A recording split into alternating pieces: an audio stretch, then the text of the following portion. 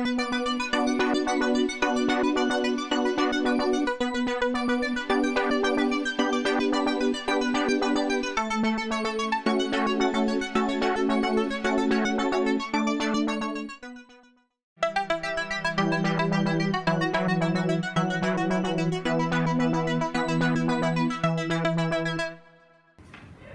les amis, mon voyage approche à grands pas. Avez-vous trouvé des informations sur le nettoyage des océans? Oui, alors j'ai trouvé que le plastique ont commencé à être commercialisé dans les années 1930 et 1940. Et en 2010, plus de 8 millions de tonnes de plastique ont été déversées dans les océans. C'est énorme! Non! Mais on pouvait recycler certains types de plastique comme le PET et le PEHD, et les autres plastiques étaient incinérés. Mais je ne sais pas comment ils étaient recyclés, je n'ai pas trouvé. C'est pas grave, j'ai une collègue qui pourra m'informer. Mais si les déchets étaient soit brûlés, soit incinérés, comment faisait-il pour terminer dans les océans? Bonne question. J'ai trouvé que la plupart des plastiques étaient jetés par la population côtière. Or, ces populations habitaient dans des pays en développement qui n'avaient pas les moyens de recycler ce plastique. Comme tu peux le voir sur ce tableau, mais qui a été un peu abîmé par la guerre du discard. D'accord. Et sinon, il n'y a que les populations côtières qui rejettent du plastique? Non, pas vraiment. D'après une étude, 95% du plastique qui pollue les océans vient des 10 plus grands fleuves. D'accord. Et comment est-ce qu'ils arrivent exactement? Ils étaient jetés par terre ou autres, et le vent les emportait et les amenait vers la rivière la plus proche qui s'engouffrait dans un fleuve qui finissait dans les océans. Intéressant. Il y a une partie des plastiques qui sont les microplastiques, qui proviennent du dentifrice ou du maquillage par exemple, qui représentent 15 à 31% des déchets qui sont reversés dans les océans chaque année d'après l'UICN. Mais le pire, c'est que les gros déchets deviennent plus petits et qu'ils deviennent irrécupérables. D'où la taille du problème. Et ces déchets finissent donc par s'accumuler dans les gyres. Mais oui, les gyres, ce sont de grandes étendues d'eau en rotation. Elles font plusieurs milliers de kilomètres de diamètre. Elles sont dues à la rotation de la Terre et notamment à une force, la force de Coriolis. Bon, suivez-moi, j'ai une expérience qui va vous illustrer la force de Coriolis.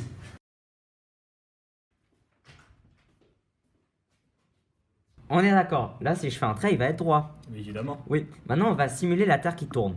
Waouh, incroyable! Le trait est curviligne. Oui, en effet, sauf que je refais le même trait rectiligne. Sauf que le plateau tourne, simulant la Terre. Et dans son référentiel, ce sera curviligne. Ah, et du coup c'est pareil dans les gyres. En effet, sauf qu'il y a une petite nuance. Dans les océans, ce sont les alizés qui soufflent, et grâce à la Terre qui tourne, ça fera de grandes étendues d'eau en rotation. Ah, excellent ça.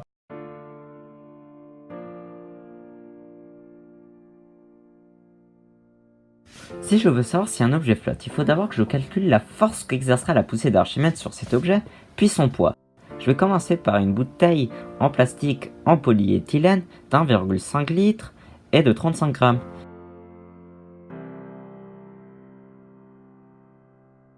Puis ensuite avec la carte magnétique qui me permet de rentrer ici en polychlorure de vinyle de 5 x 10 puissance moins 6 mètres cubes et de 5 grammes.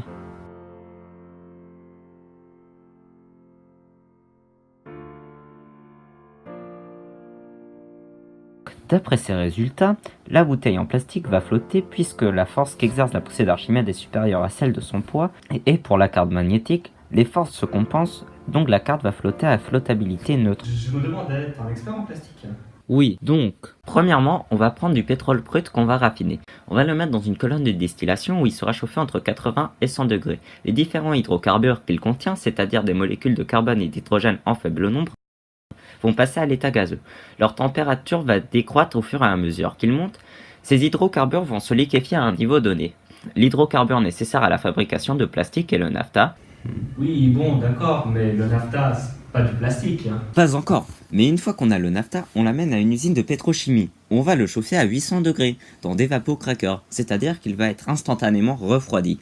Le naphta va être divisé en hydrocarbures plus légers, on va obtenir des monomères, le benzène et l'éthylène. On va s'intéresser aux plastiques les plus répandus, sinon on en aura pour 1000 ans. Donc, c'est le polyéthylène. Il s'obtient par polymérisation. Avec un catalyseur radical, la deuxième liaison qui est située entre les deux atomes C se casse en 2 électrons. La molécule est donc capable de reformer une liaison avec une autre molécule identique qui a subi la même réaction, puis ainsi de suite. Il se forme alors une chaîne de plus en plus longue où se répète à l'infini le même motif qui est celui-ci. Cette longue chaîne est un polymère appelé polyéthylène. Voici sa structure. Pour le polyéthylène, l'indice N est égal à 1000 ou 2000. Bonjour Nicolas, je suis un peu pressé. Es-tu encore géographe à Cambridge? Oui, Je pourquoi? voulais savoir, quelles actions les États pouvaient-ils prendre pour nettoyer les océans? Oula, c'est une petite question qui appelle une grande réponse. D'accord, illumine-moi. Tout d'abord, il n'existait pas de traité international en 2017 se consacrant uniquement aux déchets plastiques dans les océans, seulement sur certaines mers ou espèces par exemple. D'où l'amplitude du problème. Tout à fait, une première mesure a été prise fin 2017, lors de l'Assemblée Générale des Nations Unies. Quelle était cette mesure? Eh bien, on a déjà réalisé des progrès. On a fait une évaluation de l'efficacité des stratégies et des méthodes existantes. On a organisé des cours de sensibilisation en ligne ouverts à tous. On a élaboré et révisé des plans d'action dans certains pays. Comme en Asie ou en Amérique, des campagnes ont été lancées. J'ai des vagues souvenirs de recommandations, non? Oui, ils ont essayé de mettre en œuvre cette résolution, d'examiner les solutions et d'examiner aussi les cadres existants.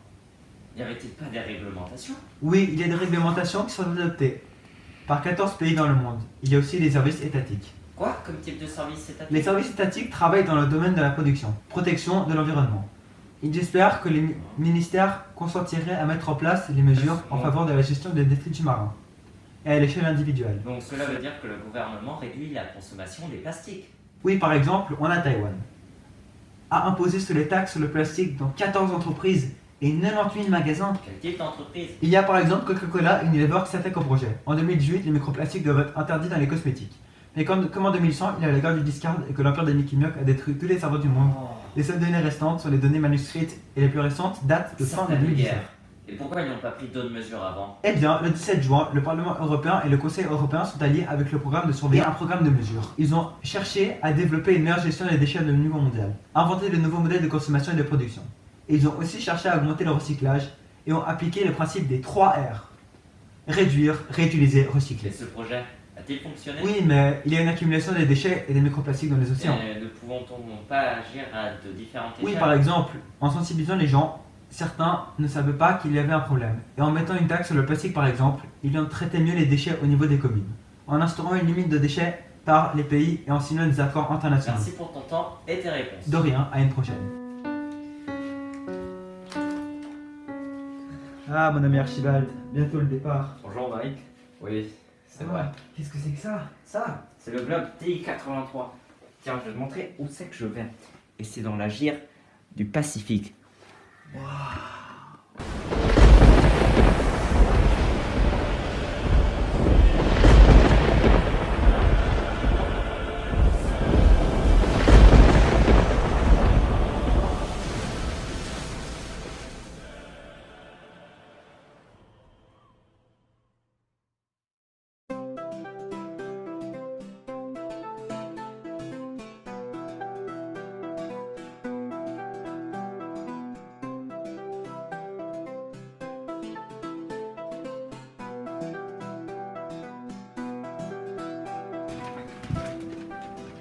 Ah, analysons cette bouteille.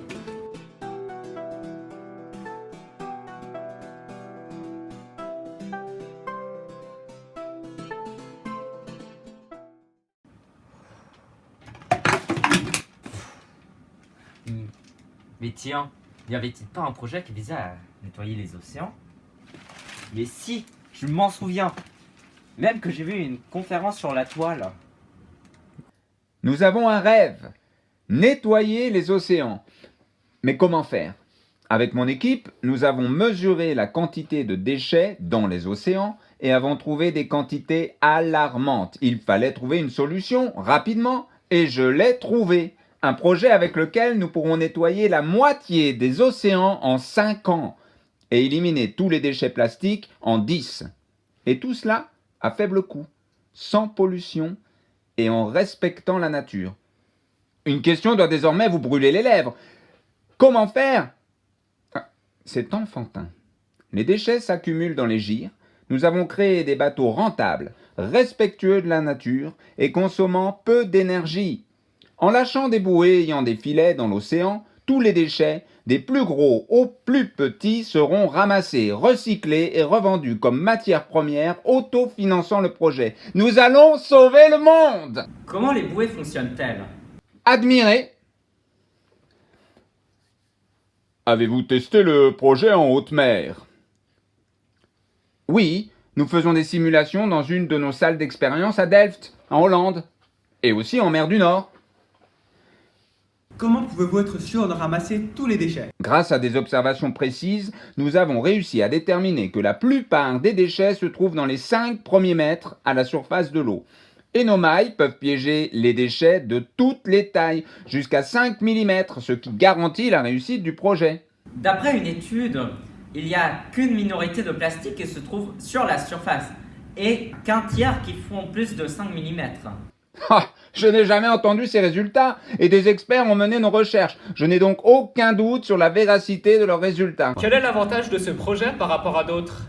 Son faible coût et sa mobilité qui le rend plus résistant qu'une barrière fixe. Merci. J'ai trouvé du polyestyrène, ce qui va permettre à mon bateau de flotter. Ensuite, cette cuve va permettre au plastique d'être stocké. Et cette pompe va permettre d'emmener les plastiques dans la cuve. L'eau pourra sortir par l'arrière, où des poils imitant des fanons de baleine vont empêcher les microplastiques de s'échapper. Bon, maintenant, je vais essayer mon prototype. Ça marche parfaitement.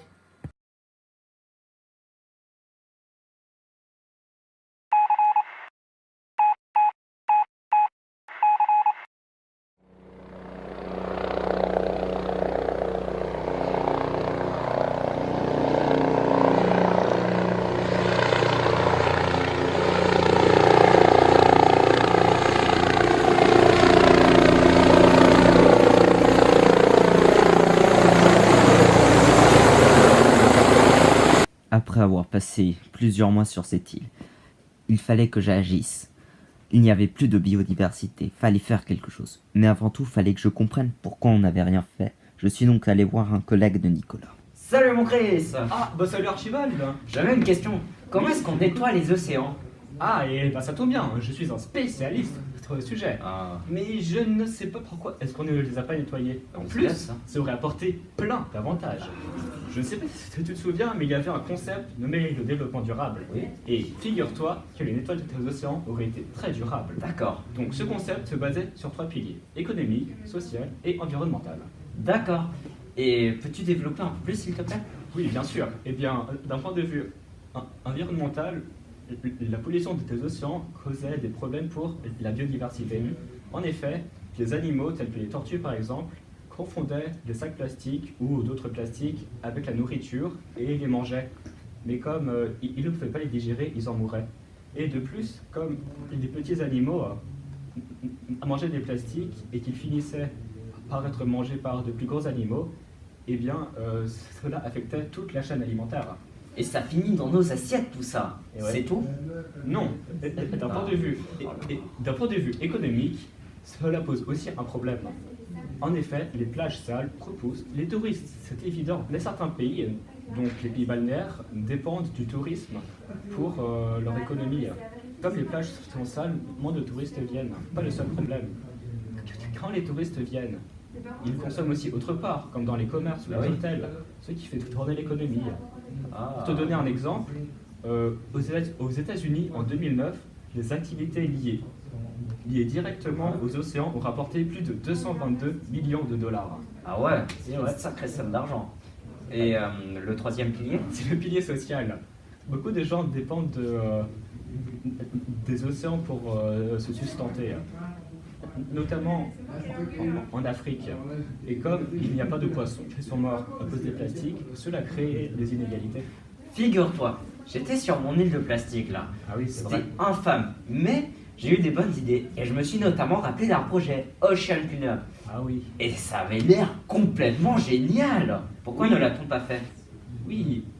Et bien le problème, c'est qu'il avait seulement l'air génial et qu'en fait, il posait beaucoup de problèmes. Comme par exemple, certains experts se sont penchés sur la question et ont trouvé que c'était mieux finalement de réduire l'apport en plastique.